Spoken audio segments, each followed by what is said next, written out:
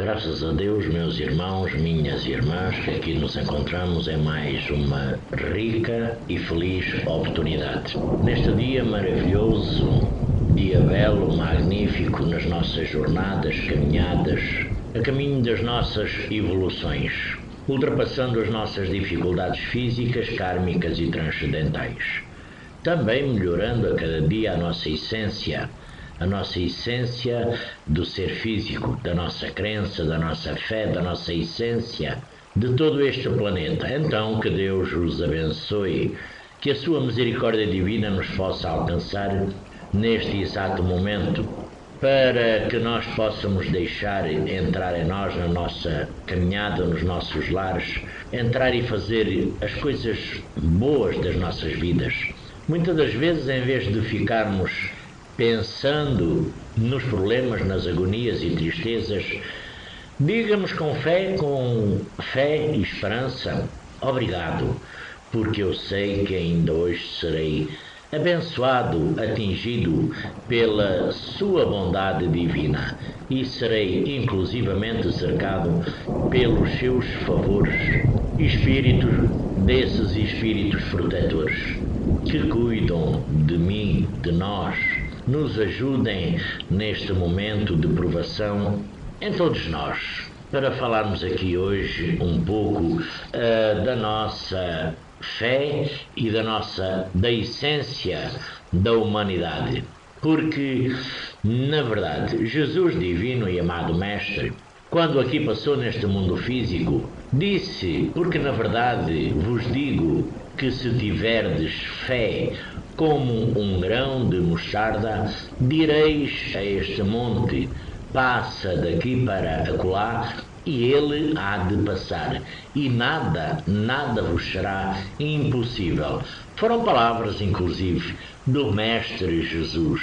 Jesus, divino e amado Mestre, que todos os dias está na nossa vida, jornada, caminhada, nos nossos lares, e está dentro de cada um de nós. Porque Jesus não está nas religiões, Deus Pai Todo-Poderoso não está nas igrejas, nos templos, nas casas espíritas, nas igrejas das várias condições, está dentro de cada um de nós. Por isso Deus, Jesus, Maria, está em nós, em cada um de nós, na nossa essência. Então expliquemos esta passagem onde Jesus diz que quem tiver fé do tamanho de um grão de mostarda, ou seja, muito, muito pequeno, a nossa fé, teremos a capacidade de remover montanhas. Com isso, o Mestre dos Mestres, o médico dos médicos, o curador de todos os templos e de todos os males, nos faz refletir sobre o quanto nós, seres físicos, somos descrentes, e fazer, inclusive, os outros acreditarem muitas vezes numa versão que nós próprios não acreditamos. E nos momentos difíceis somos nós os primeiros a desacreditar a própria espiritualidade. Mas afinal, que médiuns somos nós, que só acreditamos quando inclusivamente nos faz jeito? Porque nós que temos certos e determinados fatores, incentivamos e motivamos alguns, derrubamos crenças e implantamos dificuldades nos seres, nos outros irmãos e irmãs que nos rodeiam por os vários cantos do planeta. Nós é que temos muita teoria, não é? A teoria, mas na hora da prova, a nossa prova, a vossa prova, nos momentos difíceis, somos os primeiros a fraquejar. E o que não falta por esse mundo fora, são seres físicos se fazendo uma coisa que são na realidade, porque nós, afinal, fraquejamos. Porquê? Porque somos físicos, porque nós ainda estamos caminhando no caminho da evolução, tentando melhorar as nossas condições, ultrapassando as nossas dificuldades kármicas e transcendentais. E que muitas vezes, em muitas pessoas, uma pequena dose de fé até faria, com certeza, maravilhas. Então é necessário deixar claro que as montanhas que o Mestre Jesus referiu, que serão transportadas, são única e exclusivamente um simbolismo dos nossos problemas, das nossas dificuldades, das nossas angústias. São também agregado a nós as nossas limitações, os nossos defeitos e as nossas imperfeições, porque não há seres perfeitos. Jesus, divino e amado Mestre, nos deixa claro o poder deste sentimento tão falado e tão pouco compreendido e, inclusivamente, praticado, pois ele esclarece que nada nos será impossível se nós soubermos usar esta poderosa força espiritual. Mas quase sempre o que impera na força espiritual, muito se vê por este mundo físico, é o dinheiro, não é? É o poder, é a vaidade, é a ganância, é o criticar o nosso irmão, é o dizer mal, é se mostrar para os outros uma coisa que não existe na realidade em cada um, porque na realidade nós também temos a fé humana e a fé divina. A fé humana ou a fé divina, segundo inclusivamente a aplicação que o homem der às suas faculdades, e aqui inclusivamente não me refiro às faculdades mediúnicas, mas sim em relação às necessidades do mundo físico ou às suas aspirações celestes e futuras. Isto inclusivamente está, tenho aqui na minha mão, está no livro O Evangelho segundo o Espiritismo. No Evangelho segundo o Espiritismo, no capítulo 19, Kardec define a fé como sendo uma força de vontade direcionada para um certo objetivo, ou seja, a vontade de crer. E esta força pode ser aplicada em dois campos distintos: o campo material e o campo espiritual, conforme, inclusivamente, o objetivo proposto. No campo material, definimos a fé como humana, quando ela é usada para conseguir objetivos materiais, objetivos intelectuais, como, por exemplo, a construção de uma empresa, a melhoria profissional, buscando novos horizontes de atuação. Todos nós temos que ter esta fé, com certeza, que é a crença em nossa própria capacidade de realizar uma tarefa material. Mas ela deve ser aliada sempre à humildade e à racionalidade, para não se transformar em orgulho, sentimento este que nos traz ilusões sobre a nossa personalidade no campo espiritual. Definimos a fé como divina, pois ela orienta o homem na crença em uma força superior a ele, a nós, a tudo, o que direciona a nossa capacidade na busca de algo além do material. Então, na descoberta do nosso lado imortal, é a religiosidade, agregando a caridade, agregando a fraternidade e a melhoria interior.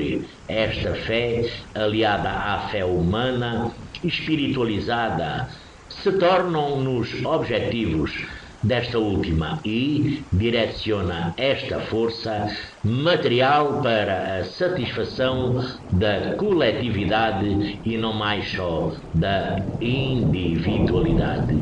E ainda temos, sabem, sempre presente entre nós seres físicos,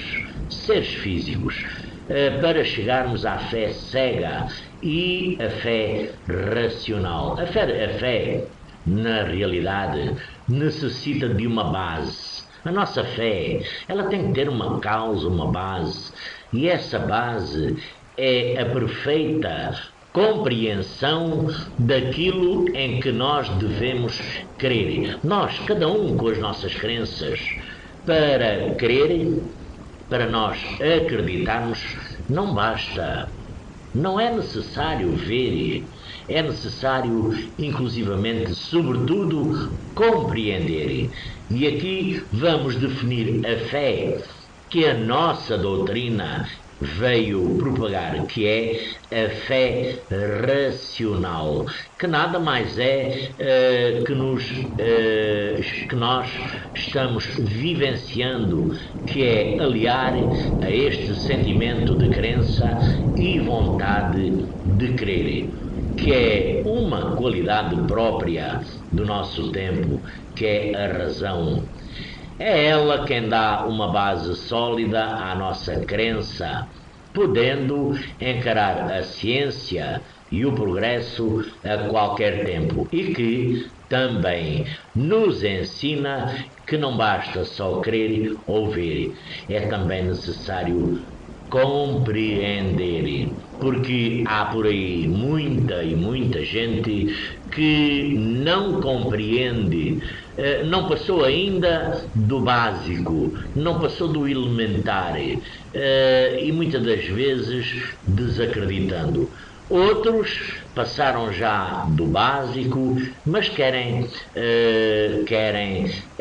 tornar uma fé cega, mas não pode ser. Isto se aplica principalmente ao espiritismo, que é o que nós estudamos, não é? Sempre, e inclusive tentamos fazer, né? Então, concluindo, o estudo e a prática da caridade são fundamentais para um bom desenvolvimento do trabalhador espírita. O que é um trabalhador espírita? Somos nós, médiuns, não é? Que nos denominamos de médiuns, não é? Trabalhamos para quê? Para a espiritualidade. Ou trabalhamos para o homem? Não, trabalhamos para Deus, para Jesus, para a espiritualidade. Logo, nos fazemos acompanhar de mentores, de mentoras. Logo, somos trabalhadores espíritas. Não basta também sentir, ver, ouvir, incorporar ou falar com os espíritos, porque é muito importante compreender a sua natureza, o seu ambiente e a sua ação. A ação desses espíritos no mundo material e no mundo espiritual. Então, reafirmando, é necessário compreender antes de ver.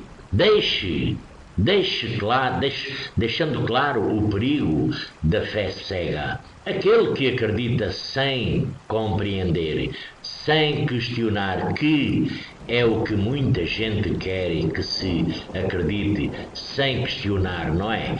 Mas não foi desta forma que Jesus, divino e amado Mestre, nos esclareceu, nem a doutrina espírita, porque ela é a gênese do fanatismo religioso que causou tanto mal para a humanidade e que deve ser combatida com serenidade e racionalidade. Também temos, claro, entre nós, porque aqui no mundo físico temos de tudo, salve Deus, nós aqui no mundo físico temos de tudo, graças a Deus, não é? Temos a fé ativa e temos a fé passiva. Meus irmãos que se aproveitam, se alguém disser que tem fé e não tiver as suas obras, não é? Porventura a fé alguma vez poderá salvá-lo? Pois é. Assim também a fé, se não tiver as obras, é morta por si mesmo. Isto, inclusivamente, está em Tiago.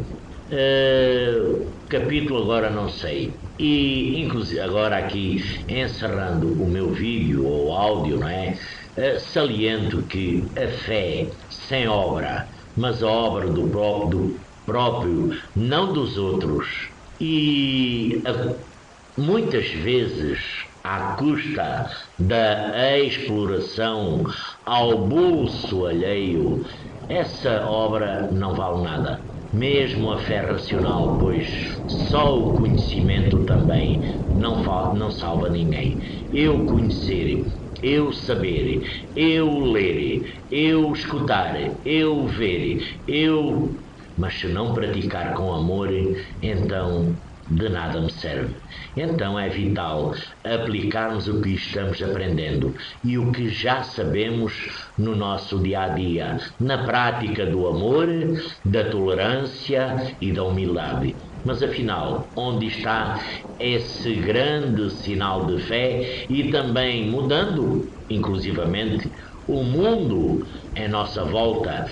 Primeiramente teremos que mudar o nosso interior, o meu eu superior, o que se torna muito, muito difícil para muita gente depois mudar a parte externa de cada um de nós. Não adianta nada de nós lermos o livro mais vendido de todo este planeta, a Bíblia, que é onde está toda a caminhada de Jesus divino e amado Mestre, não é? Dos seus apóstolos, que para mim é o que me interessa. Praticando o amor de Jesus, com certeza que me irei dar certo no meu dia a dia. Claro que problemas tenho, dificuldades tenho, angústias tenho. Então trago comigo agregado uma carga pesada, é verdade. Então não basta ler a Bíblia, ler livros espíritas. Terei que praticar, porque todas as obras da codificação espírita, mas todas as obras também complementares desta natureza de ensinamentos, se não mudarem o nosso espírito para melhor, transformando em obras materiais e espirituais, afinal, o que é que nós estamos aprendendo? O que é que nós estamos aprendendo, afinal? Pois é o benefício que podemos fazer ao próximo e que com certeza será também revetido para nós mesmos. Isto é o que está resumidamente visto e revisto nas nossas vidas, nos nossos espíritos, na nossa evolução, na nossa jornada e na nossa caminhada. Já agora também só para falar aqui da ação dos espíritos sobre a matéria. O espírito pode estar desencarnado ou na erraticidade, ou seja, no mundo espiritual, sem um corpo material físico, ou encarnado, constituindo o que se chama de corpo humano. Em qualquer das possibilidades existe um elemento comum presente, sempre junto ao espírito, que é o perispírito. O perispírito é o corpo do espírito, é o que lhe dá os limites e a interação com a natureza. O perispírito, o nosso perispírito, é constituído de uma matéria muito sutil, fluídica, energética, que poderíamos denominar mesmo de uma semimatéria, que tem a função de permitir ao nosso espírito interagir com os elementos na natureza, agindo sobre essa e recebendo, inclusive, as ações dela.